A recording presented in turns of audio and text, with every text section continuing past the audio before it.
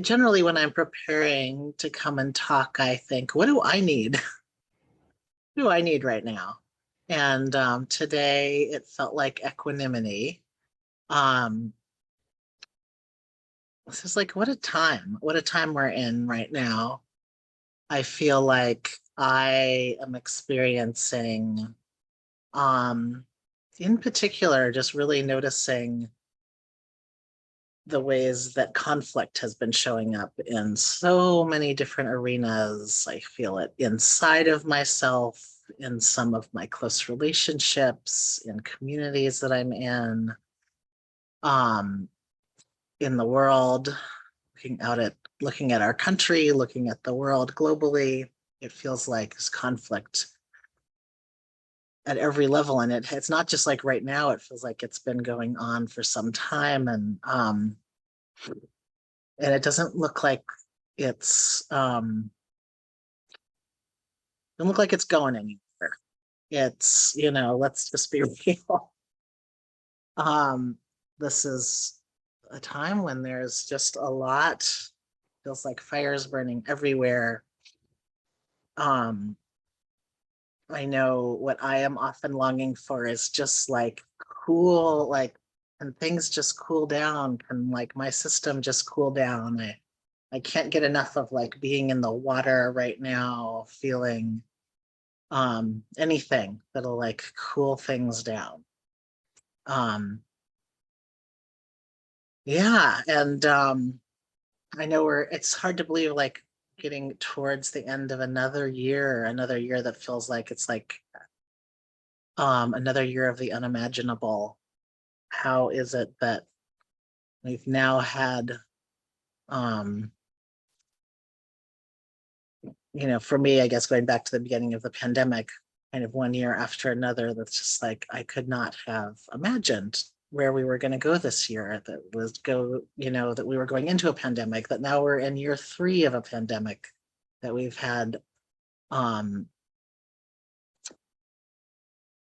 you know, uprisings and challenges to our democracy and um, wars and here we are, and still um, still here and still finding ways to navigate all of this, and particularly as queer and trans community, really seeing direct attacks on our rights to bodily autonomy, um, as people with uteruses, all of these things, so many places where things feel under attack.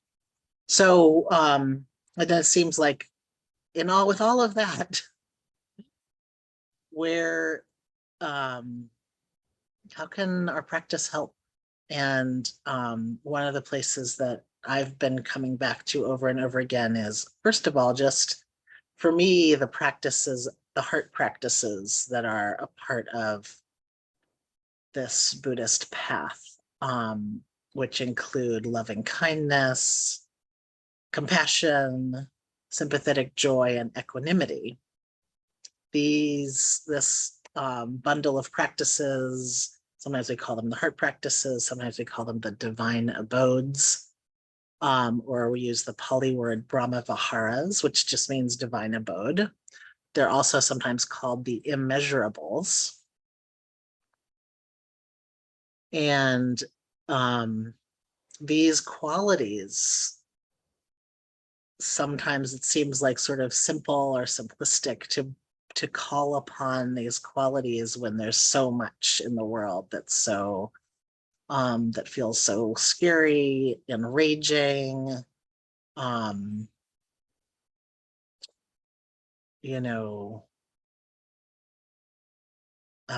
worrying, bringing up so much, and um, and it's really felt like for me like these practices are what I'm coming back to over and over. And I'm particularly interested in like this piece of equanimity. Where does equanimity fit into these set of practices? So one of the metaphors that's helped me to understand this is to think of the practices as a boat.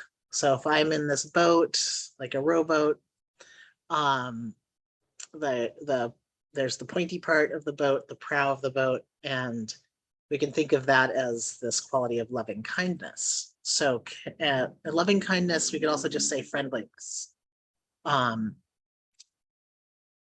how can I meet my experience with this basic friendliness as much as is possible? So that would be like, that's where my boat is headed. Just trying to meet the world with this basic friendliness or kindness. And the Dalai Lama said, my religion is kindness. And that like speaks to the way this is could be in just an all-encompassing way of how we meet our experience. And then as we meet suffering in ourselves or in the world, we can think of compassion as that friendliness, that basic friendliness turns to compassion. This quality of just being present with suffering, just being present with our own suffering or the suffering of another. So that could be like one oar of the boat. And then when we meet joy, when we, have the experience of joy in others, in nature, as we're moving through the world, then this other oar of sympathetic joy is like just that basic friendliness, meeting the joy of others. And then in this metaphor, equanimity is like the rudder of the boat. So it's like keeping us on an even course, kind of as we're balancing between the two oars. It's like this rudder, equanimity, is keeping us steady, and I think of it as sort of when we're meeting all of our experience, the joys and the sorrows with this basic friendliness, kind of increasing our capacity to be with everything. And that's what's kind of keeping us steady, is this increased capacity. We're not so much getting tipped over, either getting tipped over by suffering or getting tipped over by joy. So we're just kind of keeping this steady path. And that is then this experience of equanimity that comes out of these other three practices of loving kindness, compassion, and sympathetic joy. So in some ways, I feel like it's those first three that I'm actively practicing. I'm actively practicing my loving kindness towards myself, others, actively practicing my just being present with my own suffering and the suffering of others, people who I encounter. I'm also actively practicing this quality of sympathetic joy, trying to find those places in my life where I have these reliable sources of joy, and really like knowing that the more I'm having joy in my life, the more I have capacity for everything. And that's as I practice all three of these, then what I find over time is that my equanimity, my steadiness increases.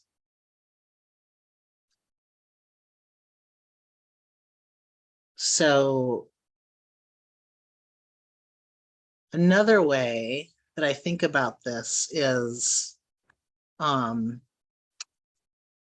it's also like, this is all of these heart qualities are also just being with what is. And so then we could just call that mindfulness in a way, but bringing this quality of friendliness to it,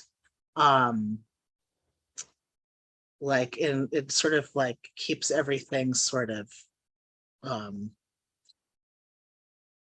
it's almost like keeps everything lubricated in a sort of way where we can just keep moving between these different states and be kind of cultivating this gladdening of the heart through our loving kindness, through our sympathetic joy practice, that really keeps, again, helps us to increase our capacity for both what's good and what's difficult.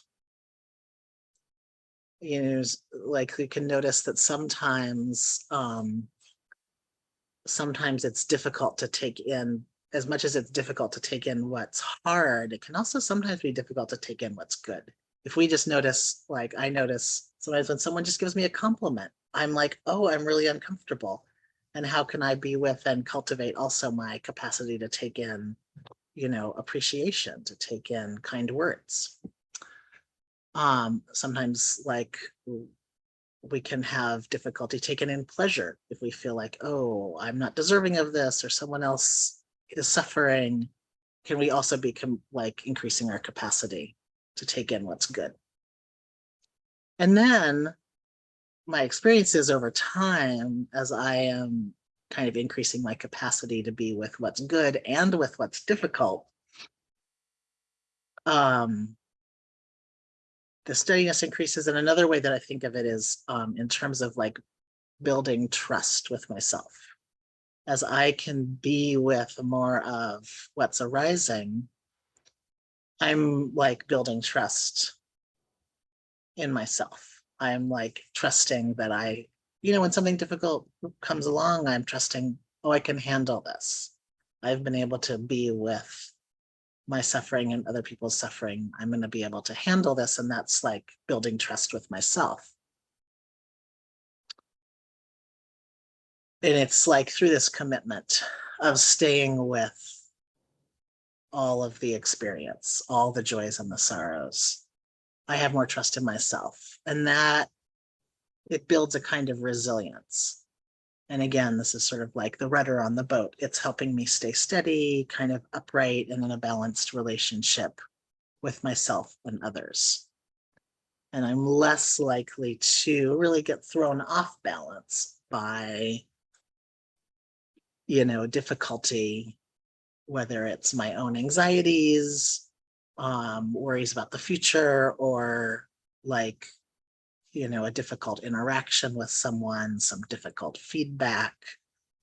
As I have more of this capacity, like I'm more likely to sort of stay up, stay balanced, even in those moments of difficulty. And then I notice as I have more trust in myself, I also am able to be in more trusting relationships with others. Sometimes it's hard to trust others when I'm not trusting myself. So like having this relationship of cultivating my capacity is helping me trust myself. And then that's helping me to be able to also be in more trusting relationships. So I feel like equanimity, it's like we're kind of just making this bigger container. And even the times that are hard when I feel like, oh, like my heart is breaking, or you know, there's a sense of overwhelm or collapse. Even being with that experience, even being with the experience of overwhelm, even being with the experience of like sometimes have to sort of break down, collapse, rest, come back. All of that's kind of making a bigger container.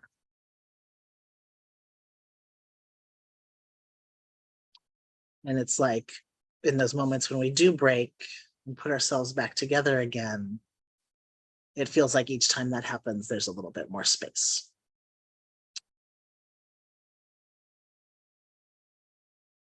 So with sometimes it's helpful to say like, what is equanimity and what isn't it? So like the opposite of our equanimity would be just being kind of caught up in everything, in you know, being caught up in our fears, or being caught up even in our joys or pleasure. And so like one way to say that also would be like that we're grasping onto things. That would be another thing that would be the opposite of equanimity. And equanimity is more the sense of spaciousness and openness. And the opposite would be like holding really tightly onto things. But then it's also helpful to say what is sort of similar but not equanimity. And that would be something like detachment, indifference. So even if we're like not attached or indifferent, that's not really equanimity, because that's like we're not meeting what's actually happening. We're not having the capacity to feel everything that's happening. So that's also not equanimity. And as I experience it, equanimity is really comes out of fully meeting my experience, not pushing it away. So it's not kind of like a spiritual bypass of like pushing away anger or pushing away judgment or something else that we think of as being not spiritual or not skillful or not mature. It's like it's actually being with even those difficult feelings, being with um, being with our anger, being with our fear, being with our grief. How can we hold all of those in a larger container? How can we build our resilience through these other heart practices of joy and compassion and loving kindness, so that we can actually be present with the more difficult emotions and not push them away? Because pushing them away is not equanimity. Equanimity is being present with everything as it comes, and still having space, still having some sense of balance, still like being grounded in our experience.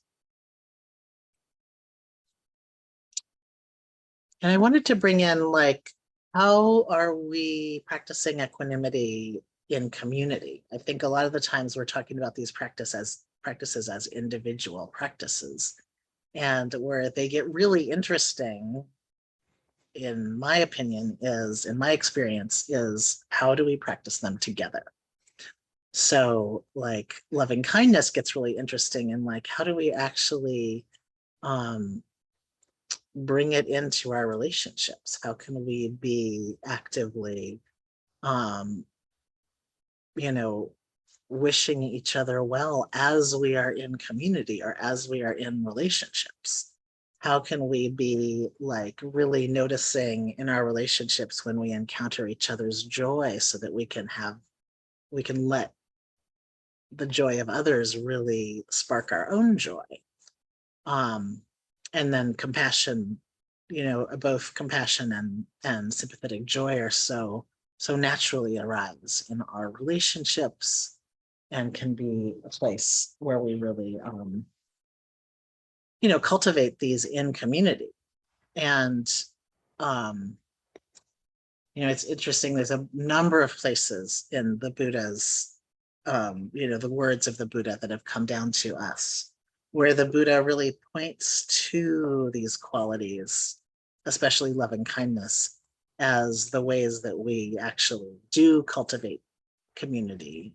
And the Buddha was mostly talking about monastic communities, but there are a number of different teachings that really point to this piece of bringing in loving kindness as a way that we build community.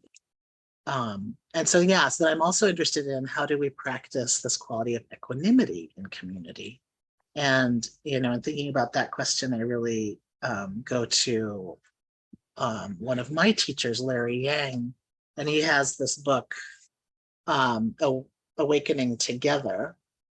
And a lot of this book comes out of Larry's experience in, being part of founding the East Bay Meditation Center, and being part of this community as, a really integral part of creating this community, which has been, honestly not like smooth sailing.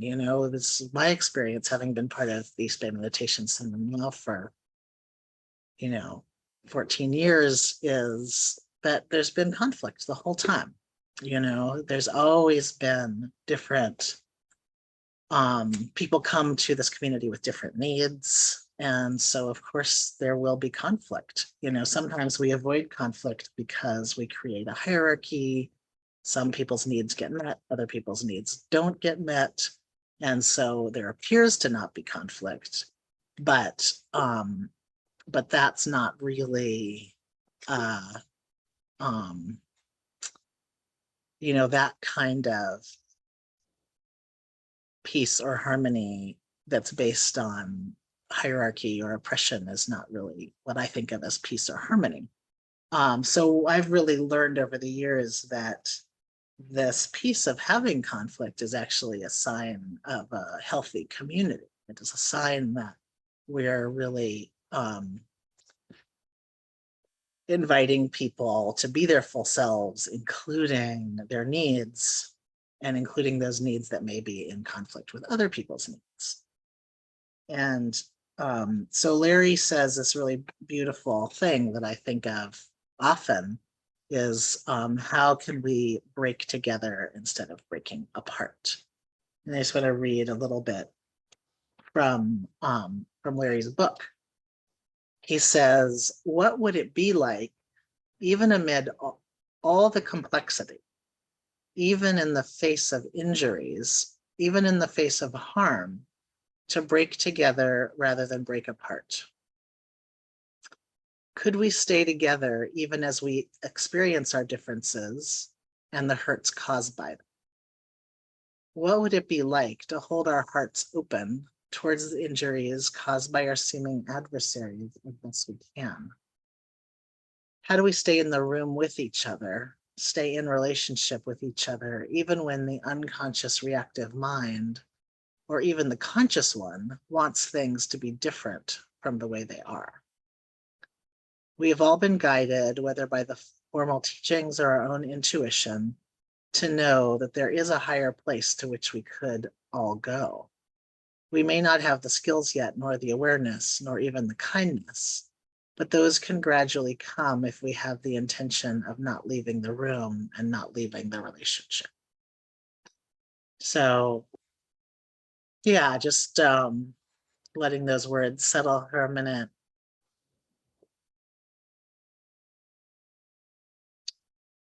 Just this commitment to really, come to understand some of what Martin Luther King talked about in terms of beloved community through this teaching that I've received from Larry Yang. This piece of just staying in the room together, staying in relationship even when things feel really hard. And that this for me also connects with this practice of equanimity, of bringing in this basic kindness, even when I'm pissed off at people, or even when things are really difficult, or when I feel like my own needs aren't getting met, or my identities aren't being held with as much care as I would wish. Can I still be in this place of kindness to myself and others, and this intention of staying in relationship? So, yeah, it's just a piece that's been feeling really alive for me as I see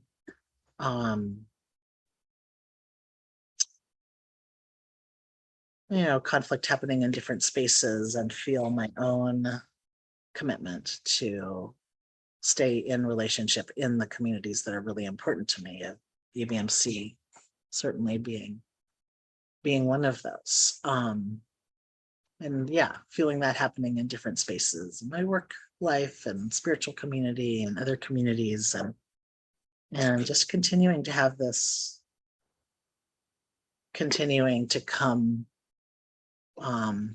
back to this intention of breaking together instead of breaking apart. And this metaphor again of breaking, can, just as we were talking about it in the individual level, in those moments when we do kind of break, our hearts break, or our there's that sense of like collapse or overwhelm, and then kind of bringing ourselves back together into a bigger container. Is there a way that we can do that also as community? That even when there is rupture, can we continue to come back to relationship, and maybe I, you know, I've certainly had the experience that when there are ruptures and repair, that we do come back into a stronger container as a community as well. It's not just true at the individual level that we can kind of break and come back into a stronger, more resilient, or more we come back together with more capacity. I really believe this happens at the community level too, that when there's rupture and we can stay in relationships, stay in the room, so to speak, that we can come back into a more resilient container with more capacity, more trust, and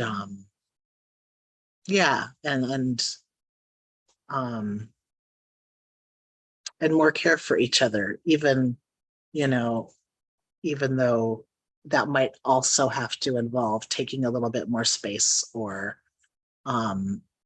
having some different boundaries, or really stating our needs more clearly. With all of that, can we still come back together with a little bit more care for one another?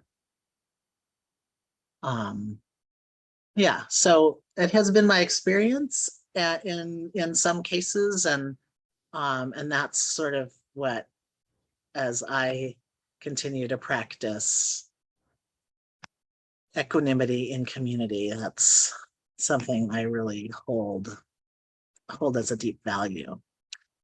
I just want to go to the chat for a second. I've just seen this from Grace.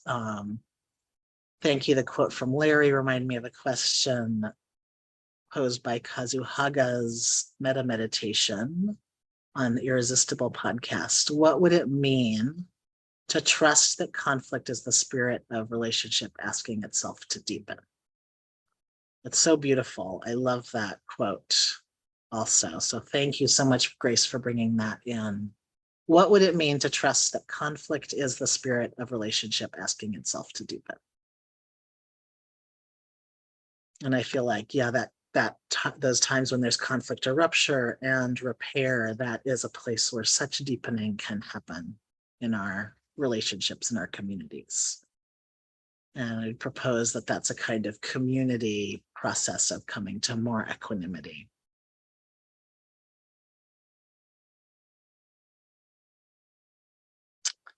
Yeah, and I sort of also recognize that as queer and trans folks, we have such a history of loss and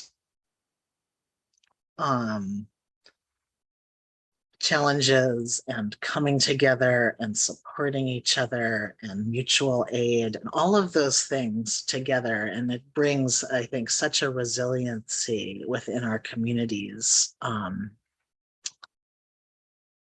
to have really cared for and supported each other through so many different crises, through the AIDS plague, through really like turning towards disability justice, and through so many different ways that we have navigated difficulties, continued to find our joy, and have really cared for one another in community. So I think as queer and trans folks, we really have particular experience around this practice of kind of community equanimity. And I think this, I think like the last metaphor I'll leave us with around this piece of equanimity is just like kind of like being a forest in a storm. You see a forest that the wind comes through and the trees, um, might move really wildly, but the forest with all of the roots kind of interlocking and touching each other has so much resilience. And so the storm can kind of move through because there's so much strength, so much resilience in our connections with each other. And since we're right at time, I'm going to dedicate the merit of our time together. So just inviting us to take a few breaths together.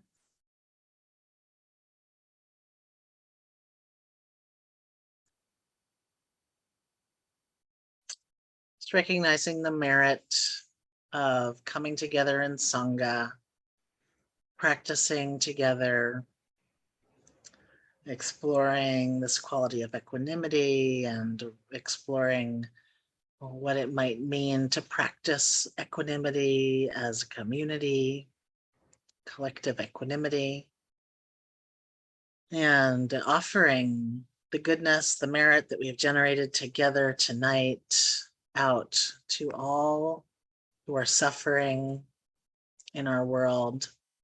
In particular, offering our merit to other queer, trans, alphabet folks all around the world, especially those who are suffering in places where we're targeted for our expression, for being who we are. May the merit that we share ease the suffering and bring safety and protection to queer and trans people everywhere.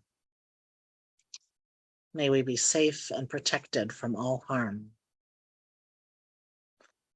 May we know peace, ease, and well-being. May we be strong in good health in body, mind, and spirit. May we be held in kindness and compassion. May we be cared for. May our basic needs be met. And may all beings everywhere be free.